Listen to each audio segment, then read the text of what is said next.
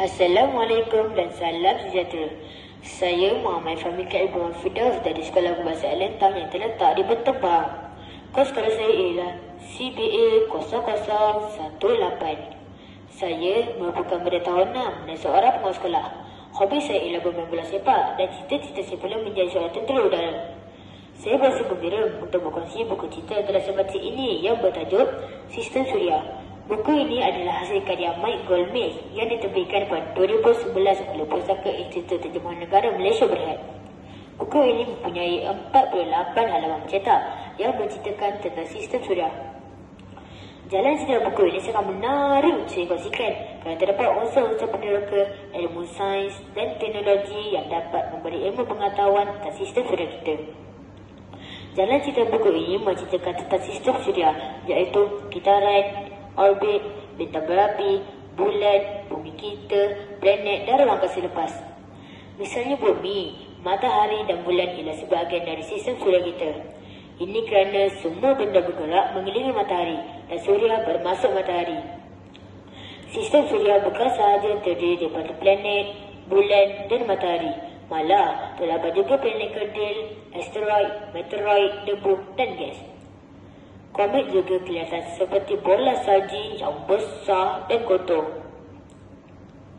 Semua planet dalam sistem suria mengelilingi matahari. Tempoh yang diambil oleh sebuah planet untuk mengelilingi matahari disebut sebagai 1 tahun. Bumi bergerak mengelilingi matahari selama 365 hari. Setiap planet berputar pada paksian sendiri, maka terjadilah siang dan malam. Tarikan graviti matahari memastikan semua planet berada pada kedudukan masing-masing. Jika tiada graviti, bumi akan jatuh dan pecah berkecai. Manakala, kita manusia akan tercampar ke angkasa. Matahari ialah bintang berapi yang sangat besar, sehingga kan bumi boleh dibuatkan ke dalamnya sebanyak 1 juta kali. Dan matahari juga lebih panas daripada sebuah ketuha.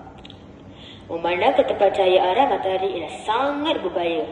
Apabila kita bermain di panas terik, sentiasalah pakai topi dan krim pelindung matahari. Zora adalah planet yang paling dekat dengan bumi. Langit di Zora berwarna kuning dan berawan. Bulan ialah jiran bumi yang paling dekat. Tiada hurupan atau cuaca di bulan. Tiada angin, awan, hujan maupun salji. Bulan mengambil masa sebulan untuk berputar pada paksian sendiri. Bentuk bulan berubah-ubah ketika berputar.